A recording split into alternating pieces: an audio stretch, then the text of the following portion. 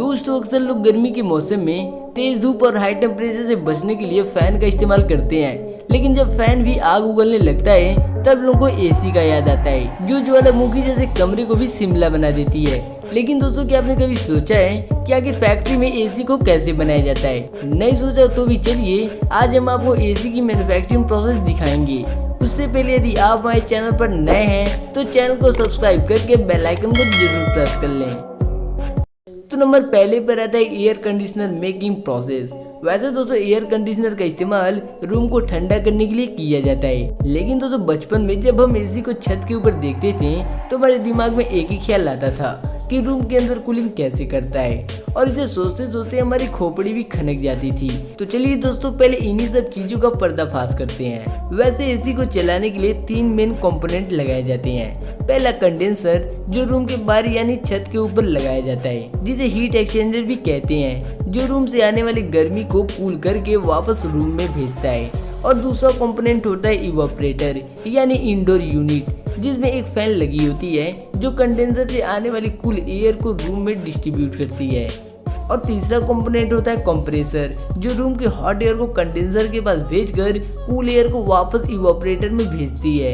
यदि दोस्तों इसके बारे में और बात करें तो इसमें refrigerant gas, thermostat, expansion valve और फिल्टर जैसी चीजें लगी होती हैं, जिस कारण हम इस टॉपिक पर ज्यादा बात नहीं करेंगे वरना ये वीडियो आधे घंटे का हो जाएगा।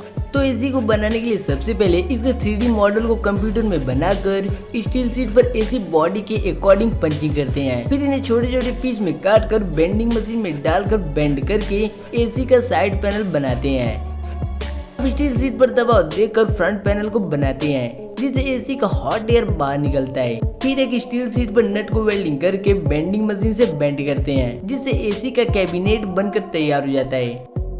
अब सभी पार्ट को पेंटिंग रूम में भेजकर व्हाइट कलर स्प्रे करते हैं, जिससे बॉडी के सभी छोटे बड़े पार्ट बनकर तैयार हो जाते हैं। फिर फैन को बनाने के लिए मोल्डिंग मशीन में प्लास्टिक ग्रेन्यूल्स डालकर फैन को बाहर निकालते हैं, जिससे फैन बनकर तैयार हो जाता है। अब बारी आती है हॉट कॉइल यानी कंडेंसर में पड़ने वाली कॉइल रॉड को बनाने की। तो इसे बनाने की सफर स्टार्ट होती है कॉपर ट्यूब को एक फिक्स लेंथ में काटने से। फिर इन कॉपर ट्यूब को बेंडिंग मशीन में डालकर कंडेंसर ट्यूब का शेप देते हैं। अब एल्युमिनियम फॉइल का एक मोटा लेयर बनाकर उसमें कॉपर ट्यूब को डालते हैं और ऑयल ड्राई ओवन में डालकर इस पर एक खास रखे ऑयल को लगाते हैं। अब इसे कन्वेयर बेल्ट से आगे भेजकर इसके दूसरे साइड में यू शेप का मेटल लगाकर कंडेंसर में लगे रॉड को लॉक करते हैं और आगे भेजकर इन रॉड को वेल्डिंग करते हैं।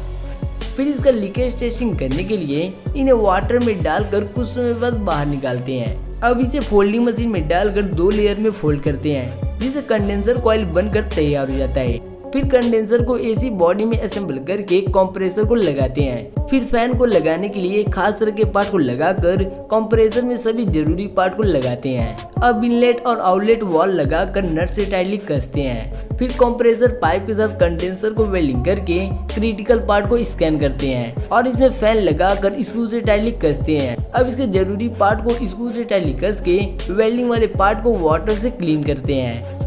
फिर इसमें सर्किट बोर्ड असेंबल करके एसी का इंटरनल पार्ट तैयार कर लेते हैं। दोस्तों इसी सर्किट बोर्ड में capacitor, temperature sensor, power supply unit और रिले लगा होता है। अब एसी के फ्रंट पैनल पर कंपनी का स्टिकर लगाकर एसी के साथ अटैच करते हैं। फिर एसी के अंदर एयर प्रेशर देकर डस्ट वगैरह क्लीन करते हैं और सभी इंटरनल पार्ट को टाइटली कस के फैन का टेस्टिंग प्रोसेस करते हैं। अब साइड कवर लगाकर स्क्रू से टाइटली कसते हैं और लास्ट में बॉडी कवर लगाकर एसी को पूरी तरह तैयार कर लेते हैं। अब इन्हें कन्वेयर बेल्ट से आगे भेजकर एसी का टेस्टिंग प्रोसेस करते हैं, जहाँ अलग अलग वैल्यू के वोल्टेज देकर इसे कैपेसिटी को चेक करते हैं। फिर इसे दूसरे चैम्बर में भेजकर फैन की स्पीड को चेक करते हैं और इसका वाटरप्रूफ टेस्टिंग करने के लिए इस पर 180 डिग्री के एंगल से वाटर स्प्रे करते हैं। फिर इन्हें बॉक्स में पैक करके प्लास्टिक रूप से बांधते हैं और पॉलीथीन में पैक करके एसी को तैयार कर लेते हैं। अब इनका सर्कुलेशन और वाइब्रेशन टेस्टिंग करके इसे 1 फीट की हाइट से ड्रॉप करते हैं, जिससे इसकी मजबूती का पता चलता है और इस तरह से आपका आउटडोर यूनिट पूरी तरह बनकर तैयार हो जाता है। अब नंबर दूसरे पर आता है इंडोर यूनिट मेकिंग प्रोसेस। दोस्तों यही इंडोर यूनिट छत पर लगे आउटडोर यूनिट से ठंडा एयर लेकर रूम के अंदर डिस्ट्रीब्यूट करता है।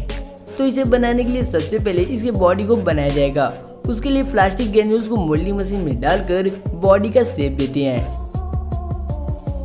फिर इसमें पड़ने वाले इवोपरेटर कॉइल को बनाने के लिए कॉपर रॉड को बेंडिंग मशीन से बेंड करके इवोपरेटर कॉइल का शेप देते हैं। अब सभी कॉइल को एक साथ वेल्डिंग करके स्टील कवर में अटैच करते हैं। फिर इनमें इनलेट और आउटलेट वॉल लगाकर कुछ इस तरह तैयार कर लेते हैं। दोस्तों इन्हीं वॉल की मदद से एसी में कोल्ड एयर आता है और हॉट एयर बाहर निकलता है। अब एसी की बॉडी में सर्किट लगाकर स्क्रू से टाइटली कसते हैं। अब बियरिंग के साथ ब्लोअर फैन लगाकर स्क्रू से टाइटली कसते हैं। फिर ब्लोअर फैन को इवोपरेटर कॉइल से कवर करके उसमें मोटर को लगाते हैं जो ब्लोअर को रोटेट करने में मदद करता है। अब इसे कन्वेयर बेल्ट से आगे भेजकर मोटर के वायर को फैन और सर्किट बोर्ड के साथ जोड़कर स्क्रू से टाइटली कसते हैं। फिर मोटर कवर लगाकर इंटरनल पार्ट को बॉडी से कवर करते हैं और स्क्रू से टाइटली कस के इसे पूरी तरह तैयार कर लेते हैं। अब इसे कन्वेयर बेल्ट से आगे भेजकर इनका टेस्टिंग प्रोसेस करते हैं।